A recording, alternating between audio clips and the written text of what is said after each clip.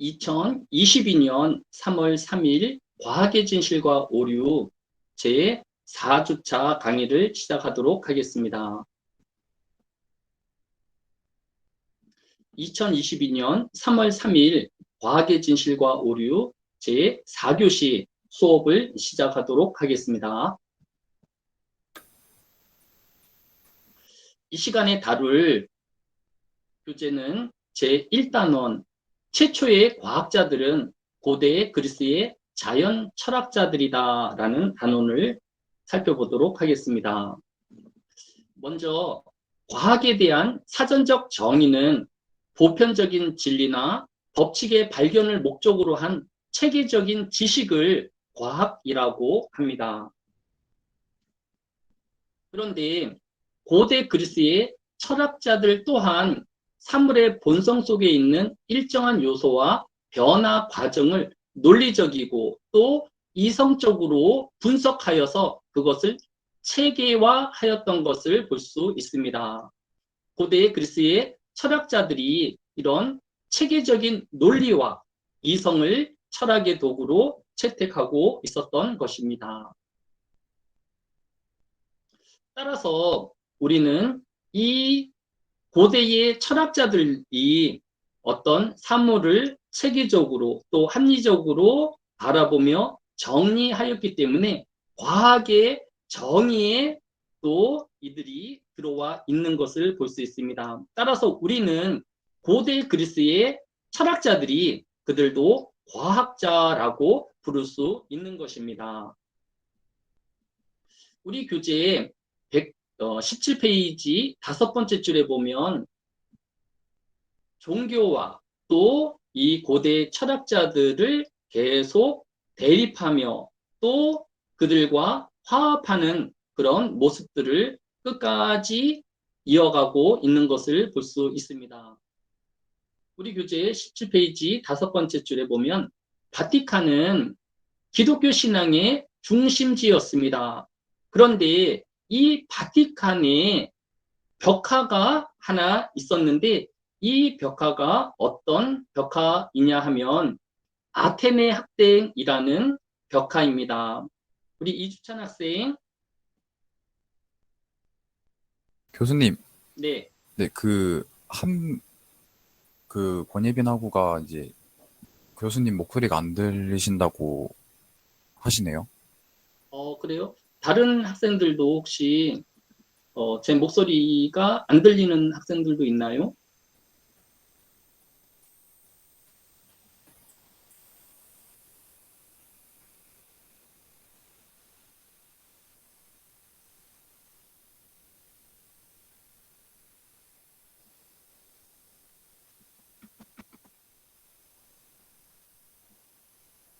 네, 권익현 학생 외에는 지금 목소리나 영상은 정상적으로 송출이 되고 있는 것 같아요. 아무래도 학생 개인의 시스템의 문제인 것 같아요.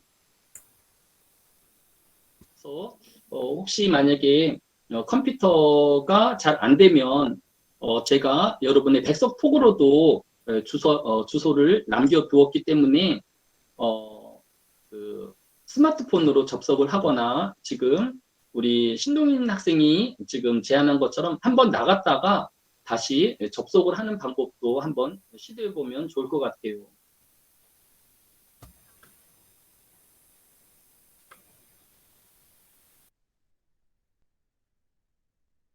네, 오늘은 아무래도 좀그 본격적으로 교재를 나가는 것이 아니기 때문에 또 여러분의 시스템적인 것, 또 저하고 소통하는 것, 또 수업에 대한 여러 사항들을 소통하는 시간으로 우리 첫 주를 좀 보냈으면 좋겠습니다. 네, 권예빈 학생은 나갔다가 와도 안 들린다고 하는데 우리 권예빈 학생.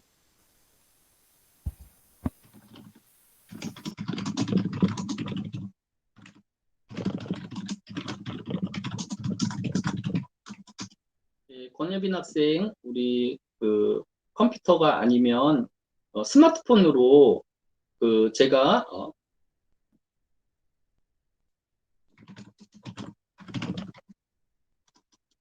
아, 지금 스마트폰인데 목소리가 안 들린다고 하니까, 스마트폰은 이런 컴퓨터라든지 다른 스마트 기기하고 틀려서 이 목소리 송출이 안 될 수가 거의 없는데, 음, 그 볼륨을 한번 더 체크를 한번 해봐 주기를 바랍니다.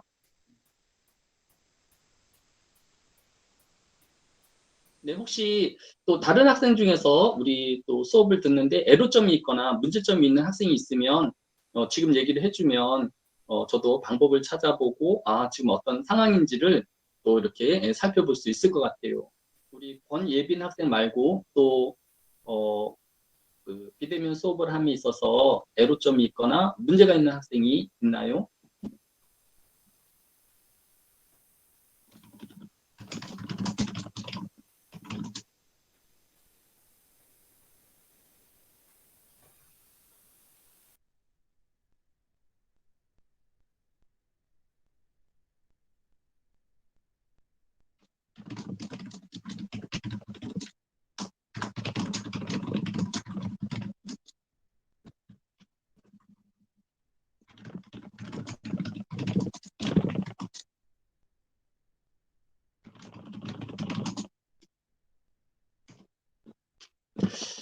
네, 조금 더 수업 안내에 대해서 말씀드리면 일단 실시간 수업을 원칙으로 하는데 혹시 이런 기기 문제점이 있거나 또 특별한 사정이 있어서 실시간 수업에 참여하지 못하는 학생들은 제가 오늘 저녁에 강의한 내용들을 편집해서 사이버 캠퍼스에 그 요약을 해서 녹화해서 올려놓을 예정입니다. 그 부분들을 참고해 주기를 바랍니다. 네, 우리 이주찬 학생이 이야기하고 있는 것처럼 스마트폰의 오디오 출력 부분을 좀 점검해 보면 좋긴 하겠는데 스마트폰은 사실 이렇게 그 볼륨 조절이라든지 이런 부분들이 그렇게 어려운 게 아니기 때문에 권예빈 학생이 그 부분을 안 해봤지는 않았을 것 같은데 조금 문제가 있는 것 같아요.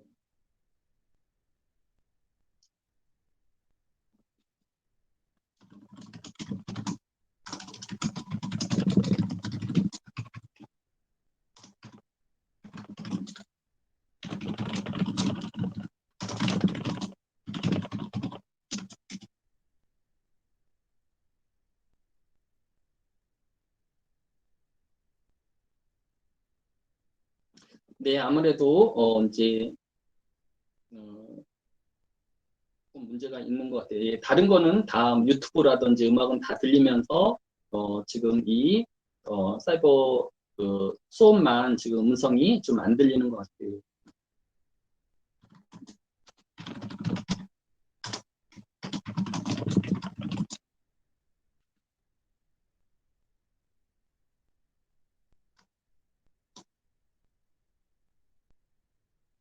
네, 권예빈 학생은 우리 이주찬 학생의 내용을 참고해 주기를 바랍니다.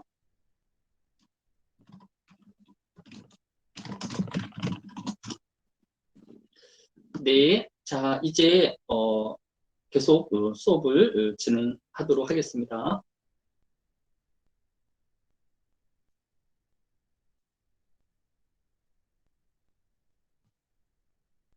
네, 우리 이주찬 반장 네, 지금 화면이 정상적으로 나가고 있나요? 네네. 네, 지금 화면에 보고 있는 그 로마 바티칸이라고 그 로마 이탈리아 로마의 그 어, 전 세계 카톨릭의 본산이라고 할 수 있는 이 바티칸 성당 안에 아테네 학당이라는 이 그림이 있습니다.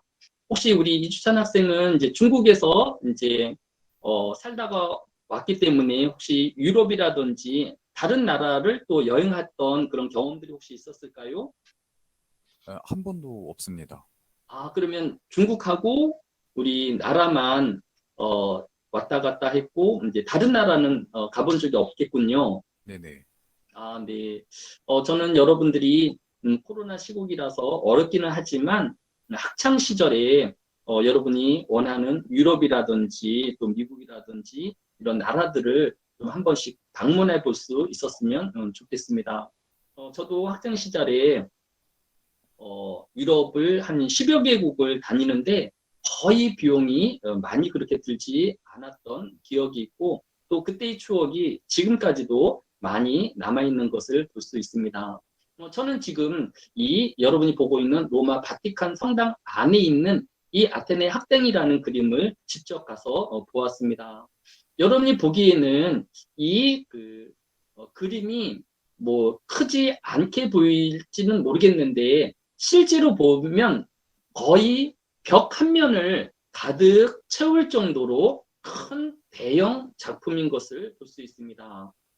이 작품의 이름이 아테네 학당이라고 이름 지어진 것은 이 그리스 아테네에서 활약하였던 철학자들 한 50여 명이 넘는 철학자들을 지금 이렇게 그려놓은 것을 볼 수 있습니다. 우리 이주찬 학생, 네, 네, 종교가 기독교라고 했는데 네네. 기독교와 철학하고는 조금 비슷한 점도 있기는 하지만 약간 대립적인 관계로 보는 것이 더 가깝지 않을까요?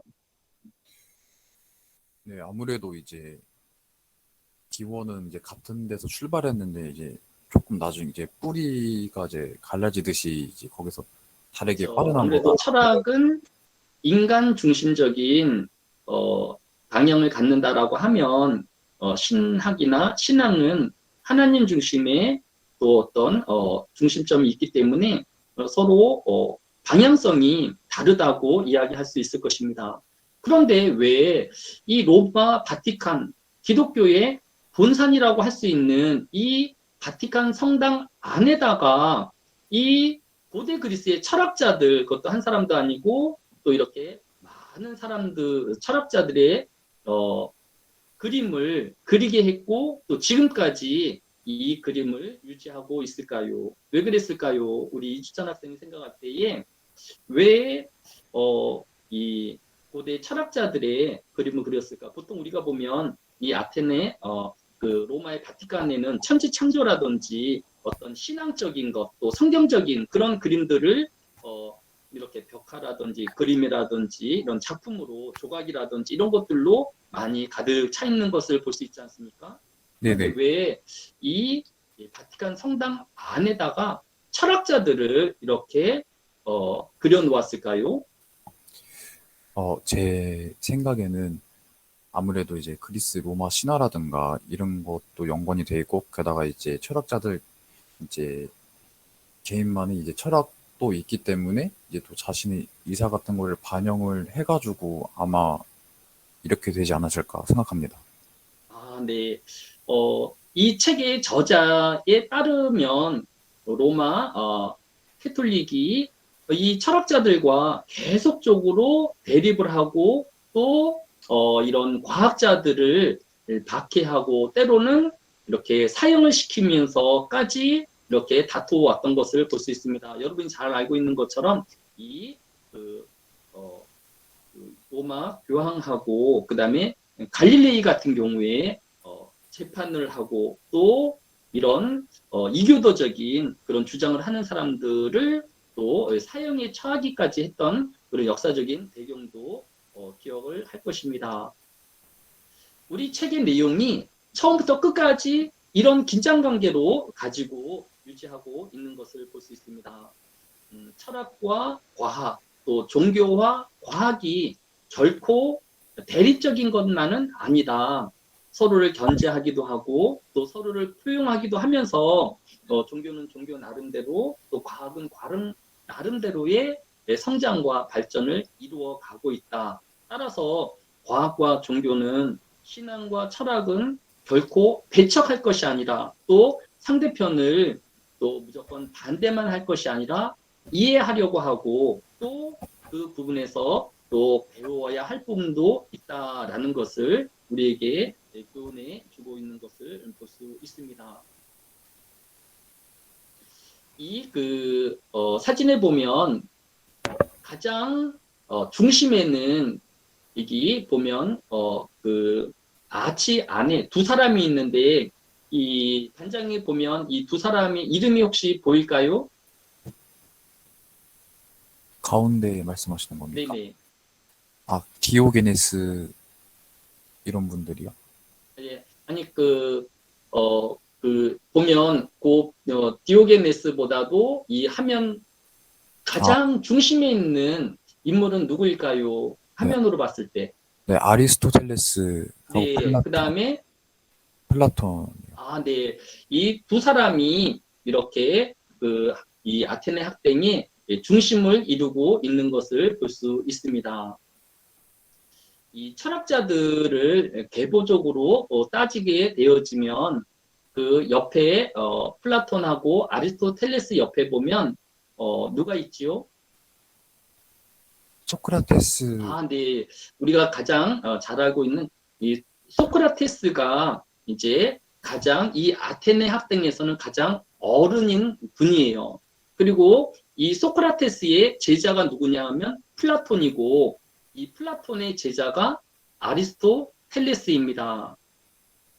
그런데 이 플라톤과 아리스토텔레스는 서로 다른 이런 사상을 가지고 있었습니다. 일반적으로 플라톤은 이상주의자라고 이야기를 하고 아리스토텔레스는 현실주의자라고 이야기를 합니다.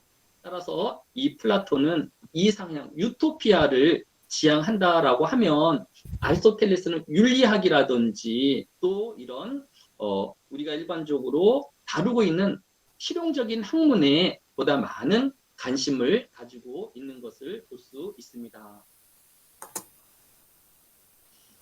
이 그림을 그린 사람은 르네상스 3대 화가 중의 하나인 라파엘로 산티라는 사람이 이 아테네 학당이라는 그림을 그렸습니다.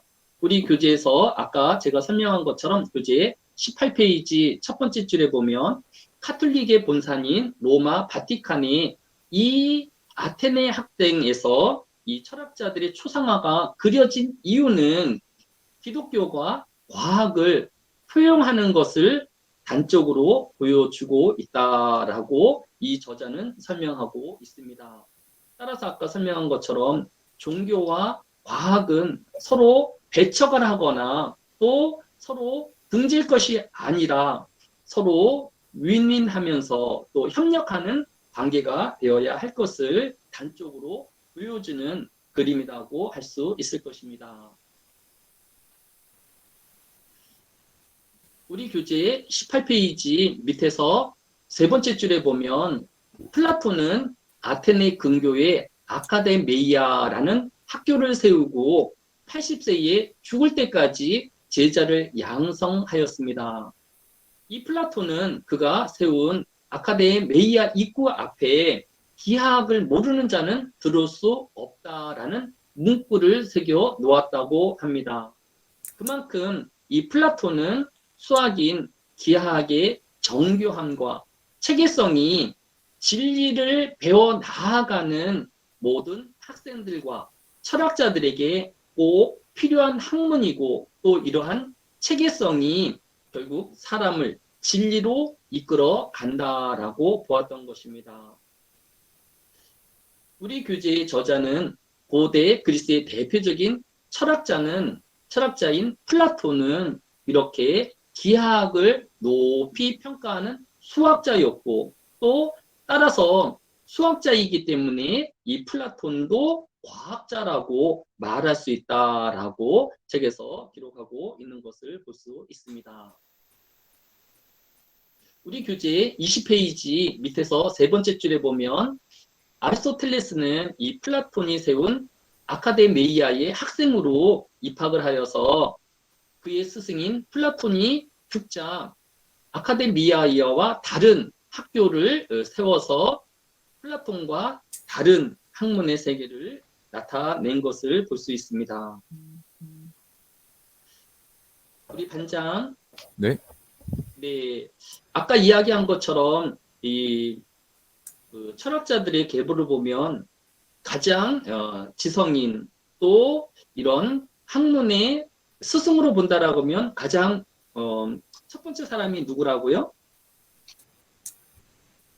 플라톤. 아니 아까 그 플라톤의 스승이었다고 한 아, 소크라테스라고 얘기했죠. 네네. 그래서 소크라테스의 제자가 플라톤이고 플라톤의 제자가 아리스토텔레스. 아리스토텔레스입니다. 그러면 플라톤이 이제 사망을 하게 되어지면 이 학교는 누구에게 운영권이 넘어가야 할까요? 아리스토텔레스. 네, 당연히 이 수제자이고 또 직계인 아리스토텔레스가 이 학교를 맡아야 하는데 아까 이야기한 것처럼 플라톤은 이상주의자라고 하였고 아리스토텔레스는 현실주의자라고 이야기했었지요. 네. 그러니까 이 평소에 이 플라톤이 이제 자신의 학문을 체계적으로 이야기를 하면서 하면 제자들은 이 스승에 대해서 또 지지를 하고 또 그것에 대해서 이런 찬사를 보내어야 하는데 이 아리스토텔레스는 이 플라톤과는 다른 생각을 가지고 있었던 것을 볼 수 있습니다. 아마도 만약 이 플라톤이 아리스토텔레스에게 이 학교를 넘겨주었다가는 자신이 체계를 세운 이런 이상주의 또 이 플라톤 그 유토피아에 대한 모든 근간이 허물어질 그런 위기에 처했을 수도 있을 것입니다.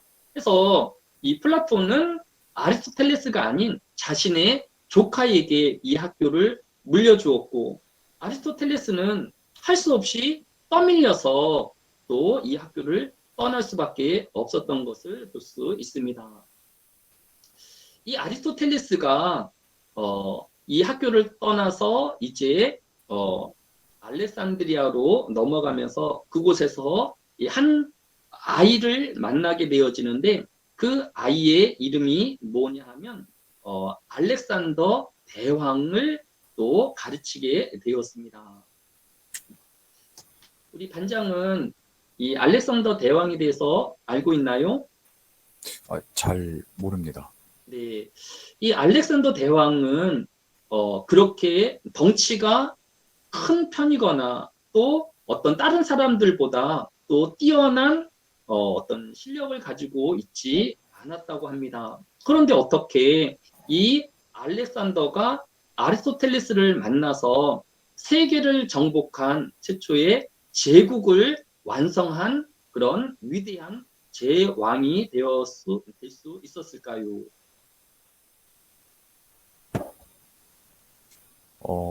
아마 이제 아리스토텔레스는 이제 이상주의자다 보니까 이제 이상 현실적이고 이상적인 이제 생각을 이제 아마 알렉산더르 왕한테 이제 조언을 해주면서 해가지고 이제 현실적으로 이제 알렉산더 왕이 좀 이제 모든 면에서 승리를 거머쥐지 않았을까 생각합니다. 아, 네. 우리 반장이 이야기한 것처럼 이 알렉산더 대왕은 비록 여러 단점들이 있었지만 아리스토텔레스가 현실주의자인 것처럼 내가 가지고 있지 않은 것, 또 내가 다른 사람들에게 뒤진 부분들이 있음에도 불구하고 자신의 장점을 극대화한 사람인 것을 이제 볼 수 있습니다. 뭐 이렇게 정설은 아니지만 아리스토텔레스가 이 알렉산더 대왕에게 읽게 하고 또 가르쳤던 책 중에서 일리어드와 오디세이라는 책을 이 알렉산더 대왕에게 읽고 또 그것을 가르쳤다고 합니다. 혹시 우리 반장은 일리어드와 오디세이라는 책을 읽어본 적이 있나요? 읽어본 적 없습니다. 아, 네. 제목은 들어본 것 같은가요? 후자는 들어본 것 같은데 전자는. 네. 이 일리어드와 오디세이어를 이렇게 유망한 이유 중에 하나가 이 책을 지은 사람이 호머라는 사람인데 이 사람은 이 책을 지은 저자로서 한 가지 장애가 있었습니다. 어떤 장애가 있었을까요? 한번 좀 맞춰볼까요? 우리 반장이. 신체에 한 네네, 신체에 어떤 부분, 장애가 있었는데 어떤 장애가 있었을까? 눈이 안 보이는. 아, 네, 맞습니다. 이 호메로스는 장임이었습니다. 그런데 그것은 오디세이아나 또 일리어드는 성경의 두께만큼 엄청나게 두꺼운 책이고 또 그 안에 무수히 많은 등장인물이 있는 책입니다. 어떻게 이 호메로스가 이런 작품을 지을 수 있었을까요? 지금도 장님이라고 하면 많이 불편했을 텐데 그 당시에 눈이 보이지 않는다라는 것은 큰 장애일 수밖에 없었을 것입니다. 그가 어떻게 이런 대작을 쓸 수 있었을까요, 우리 반장? 이제 현실을 받아들이고 이제 시력이 안 보이니까 이제 촉각이라던가 이제 청각 등에 더 의지를 해가지고 특히 이제 청각에 의지하면서 아무래도 단점을 보완하고 장점을 극대화하면서 하지 않았을까 생각합니다. 아, 네, 정확하게 우리 반장이 맞췄는데 아무래도 청각보다는 그는 눈이 보이지 않았기 때문에 다른 사람들보다 상상력이 훨씬 더 뛰어났던 것을 볼 수 있습니다. 그는 보지 못하는 것을 또 사람들이 눈에 보고 또 현실의 벽에 막혀서 더 이상 꿈꾸지 못하는 것, 또 상상하지 못하는 것을 마음껏 상상하고 꿈꿀 수 있었던 그런 자신의 장점을 극대화하여서 사람들이 생각지 못하였던 그 위대한 작품을 쓴 것을 볼 수 있습니다. 아마도 제 생각에는 이 아리스토텔레스가 알렉산더 대왕을 가르치면서 비록 알렉산더 대왕이 신체적으로 또 건강하거나 또 과거의 전쟁이 우월한 키와 신장을 가지고 상대를 압도하는 그런 전략이 있어야 됐음에도 불구하고 이 알렉산더 대왕이 왜소한 체격이 있었지만 그렇지만 그가 체력은 안 되더라도 뛰어난 전략과 또 전술로 적은 병력으로도 큰 군대를 싸울 수 있는 그런 전술을 통하여서 승리를 이루었고 또 이런 큰 제국을 거두었다라고 생각이 되어집니다. 한마디로 여러분들도 서로의 단점들이 있을 것입니다. 약점들도 있을 것이고 또 연약한 부분들도 있을 터인데 하지만 그 단점이 있기에 더 남이 가지지 못한 장점들이 있을 것이고 그 장점들을 개발하고 또 잘 활용만 한다라고 하면 다른 사람들보다 더 뛰어난 성과를 거둘 수 있다라고 생각이 되어집니다. 우리 단장도 또 여러분들도 내가 너무 초라한 것 같다. 또 내가 너무 비참한 것 같다라는 생각이 되어지는 사람이 있다라면 바로 이 일리어드와 오디세이아라는 책을 꼭 한번 읽어보시기를 바랍니다. 자, 이제 우리 교재 21페이지, 53페이지, 그 다섯째 줄인 것 같아요. 53줄은 제가 아닐 것 같고 다섯 번째 줄에 보면 훗날 스토아학파의 창시자로 큰 명성을 얻은 제논도 플라톤의 아카데미아에서 10여 년 동안 학문을 익혔던 것을 볼 수 있습니다. 또한 그리스 수학 최고의 천재이고 또 창시자라고 알려진 피타고라스는 우주를 수학적 질서로 해석하기도 하였던 것을 찾아볼 수 있습니다. 또 우리가 이 1단원에서 우리 교재의 저자가 이야기하고 싶은 것은 서로 다른 생각과 또 서로 다른 주장을 배척할 것이 아니라 또 상대편을 이해하려는 또 바라보려는 그런 시각들이 있어야 할 것을 우리에게 교훈해 주고 있는 것을 볼 수 있습니다.